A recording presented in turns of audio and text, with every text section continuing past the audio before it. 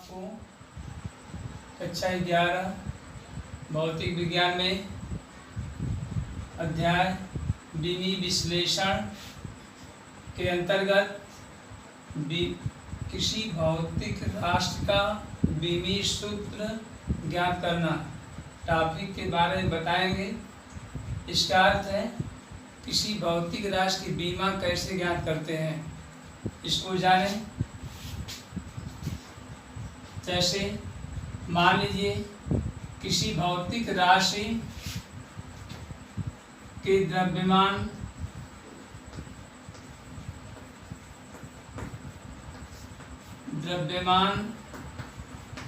यम की बीमा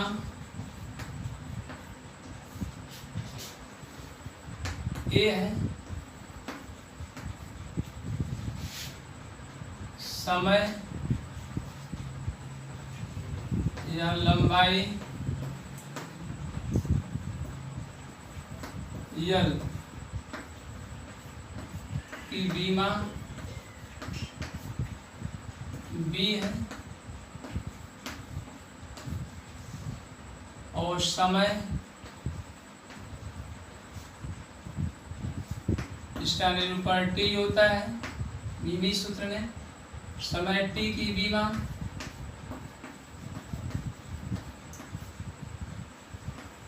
सपोज करिए सी है, तब उस भौतिक राशि का विमी सूत्र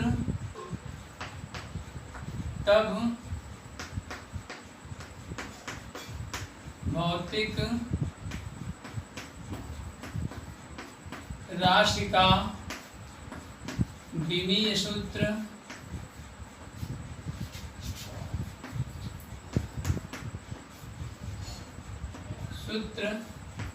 यम पावर ए यल पावर बी टी पावर सी, यह विमी सूत्र है उस भौतिक राशि का जिसके द्रव्यमान यम की बीमा ए, लंबाई यल की बीमा बी, समय टी की बीमा सी है। तो उस भौतिक राशि का विमी सूत्र इतना होगा। अब इसके आधार पर एग्जाम्पल जैसे क्षेत्रफल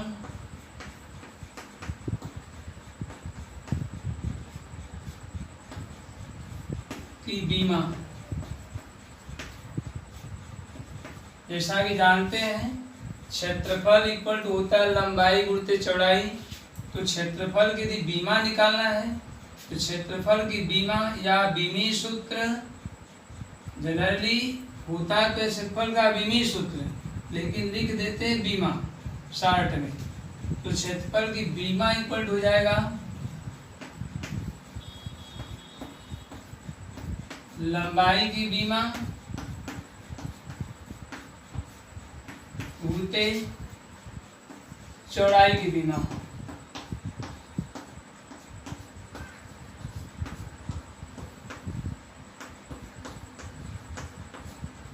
इस प्रकार लंबाई की बीमा यल होती है, चौड़ाई की बीमा भी यल होती है। इस प्रकार ये हो जाएगा यल स्क्वायर। इस प्रकार ये कह सकते हैं क्षेत्रफल की बीमा या क्षेत्रफल का विमी सूत्र यल स्क्वायर होता है, जिसमें लंबाई यल की बीमा 2 है। वास्तव में यल स्क्वायर क्षेत्रफल का विमी सूत्र है जिसमें लंबाई बीमा 2 है। इसी प्रकार और भी विमी सूत्र ज्ञात किए जा सकते हैं। जैसे दूसरा एग्जाम्पल 2 आयतन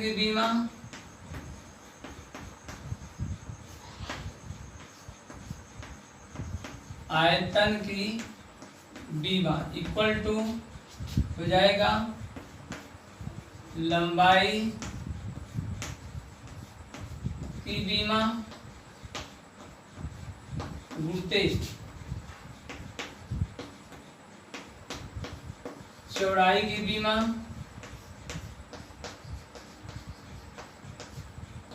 बोलते ऊंचाई की बीमा।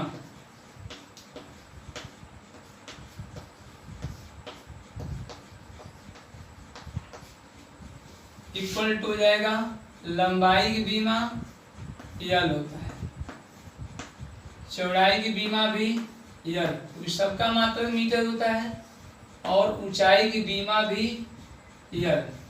इस तरह से यल इंटू यल इंटू यल कुल मिलाकर के यल क्यूब। इस प्रकार आयतन की बीमा या आयतन का विमीय सूत्र यल क्यूब होता है। यहीं से चाहेंगे तो आयतन का मात्रक भी ज्ञात हो जाएगा, क्योंकि यल मीटर का निरूपण होता है, अतः आयतन का मात्रक मीटर क्यूब हो जाएगा। इस तरह से यदि किसी भौतिक राशि का विमीय सूत्र पता है तो उसके मात्रक को भी ज्ञात किया जा सकता है। जैसे आयतन का विमीय सूत्र यल क्यूब है तो आयतन का मात्रक मीटर क्यूब हो जाएगा। इसी प्रकार वेग की बीमा, एग्जाम्पल 3,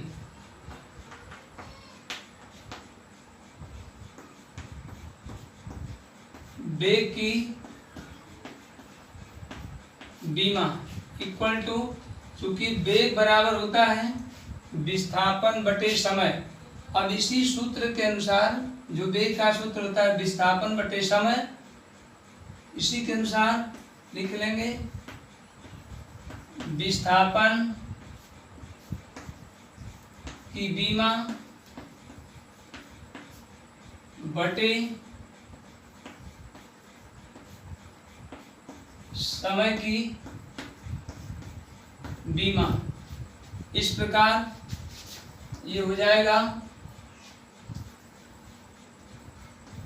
विस्थापन की बीमा यल बटे समय की बीमा टी। इस प्रकार ये हो जाएगा, टी को ऊपर जब करेंगे अंश में ये हो जाएगा यल टी पावर -1। इस प्रकार ये कह सकते हैं कि वेग का विमीय सूत्र या वेग की बीमा इक्वल टू यल टी -1। हमेशा याद रखिए विमीय सूत्र को बड़े कोष्ठ के अंदर लिखते हैं और बड़े लेटर लिखते हैं।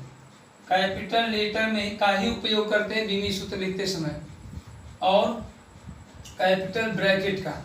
इसी प्रकार और भी भौतिक राशियों की बीमा ज्ञात कर सकते हैं। जैसे एक आप एग्जाम्पल और समझ लीजिए, जैसे एग्जाम्पल नंबर 4, त्वरण की बीमा। त्वरण की बीमा जैसा कि जानते हैं, त्वरण बराबर होता है वेग परिवर्तन की समय दर, यानी वेग परिवर्तन बटे समय सूत्र होता है इसका। और उसी सूत्र के अनुसार निकाल सकते हैं त्वरण की बीमा या विमीय सूत्र बराबर होता है वेग परिवर्तन या वेग की बीमा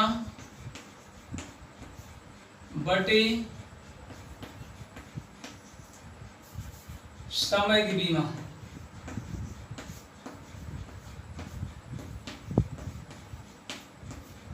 अब यहाँ वेग की बीमा जो पीछे निकाल चुके हैं पिछले एग्जाम्पल में, यल टी -1 होता है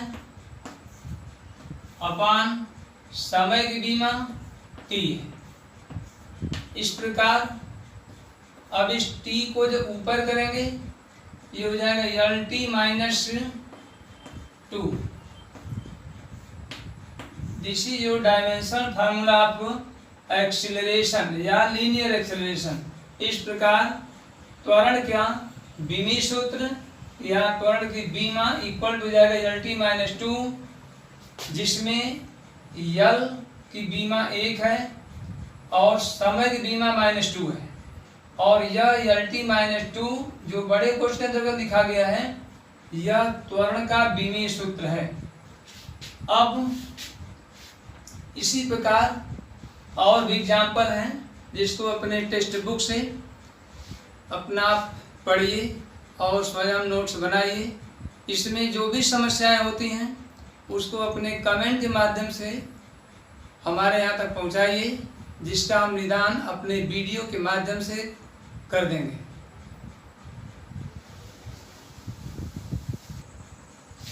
अब इस अध्याय के अंतर्गत दूसरी टॉपिक बीमाओं के अनुप्रयोग। इसके अंतर्गत अब बीमाओं का अनुप्रयोग 3 तरह से होता है, जिसमें पहला नंबर है किसी समीकरण के बीमीय संतुलन की जांच करना अथवा किसी समीकरण के सत्यता की जांच करना। बीमीय संतुलन की भी जांच किया जाता है इसी के अंतर्गत, या तो फिर यह भी जान लीजिए किसी समीकरण के सत्यता की जांच करना। इसके अंतर्गत ये चेक करते हैं कि किसी भौतिक राशि में या कोई समीकरण दिया गया है जिसमें विभिन्न भौतिक राशियों का संबंध होता है, तो वह समीकरण सत्य है अथवा असत्य है, सही है या गलत है, या उनके बीच जो संबंध स्थापित है वह सही है कि गलत है। इस टॉपिक के अंतर्गत यही चेक किया जाता है। जैसे अब इसमें चेक करते समय यदि कोई समीकरण लिखा गया है तो उसमें करते हम यह है, समीकरण के बाएं पक्ष की बीमा ज्ञात करते हैं और दाएं पक्ष की बीमा ज्ञात करते हैं। यदि दोनों पक्षों की बीमाएं समान हैं तो समीकरण सत्य होता है, अन्यथा असत्य है। दोबारा सुन लें, यदि किसी दिए गए समीकरण में बाएं पक्ष की बीमा का मान दाएं पक्ष की बीमाओं के मान के समान होता है तो वह समीकरण सत्य होता है। यदि दोनों पक्षों की बीमाएं समान नहीं हैं तो वह समीकरण असत्य होता है। एग्जाम्पल के रूप में, जैसे यदि v² = 2gh यह एक भौतिक समीकरण है या विभिन्न राशियों के बीच एक संबंध स्थापित करता है। अब यह चेक करना हो कि यह समीकरण सत्य है या असत्य, जिसमें v वेग है, g गुरुत्वीय त्वरण है और h ऊंचाई है। तो इसमें चेक करते हैं हम या निकालते हैं, फाइंड करते हैं LHS की बीमा, LHS की बीमा मतलब इस समीकरण के बाएं पक्ष की बीमा, मतलब वेग जो v² दिया है इसकी बीमा निकालते हैं। अब चूंकि वेग की बीमा LT-1 होती है, ये हो जाएगा LT-1 का स्क्वायर कर देंगे या L² T-2। ये बाएं पक्ष की बीमा हो गई।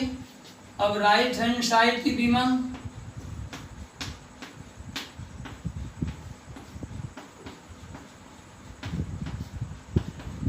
अब चूंकि राइट हैंड साइड में एक अचर पद है, डिजिट है या कोई संख्या है, इसकी बीमा होती नहीं है क्योंकि यह कोई भौतिक राशि नहीं है। g गुरुत्वीय त्वरण है, मतलब g की बीमा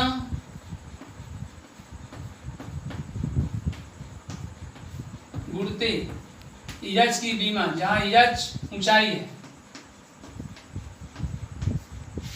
इक्वल टू जाएगा LT-2।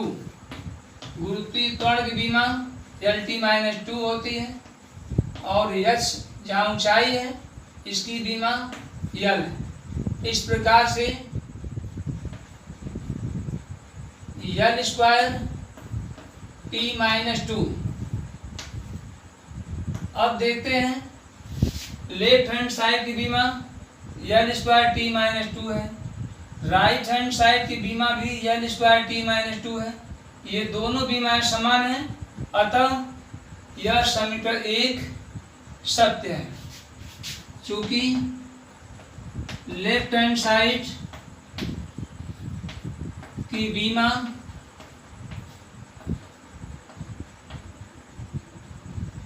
Equal to right hand side की बीमा, अतः यह समीकरण सत्य है।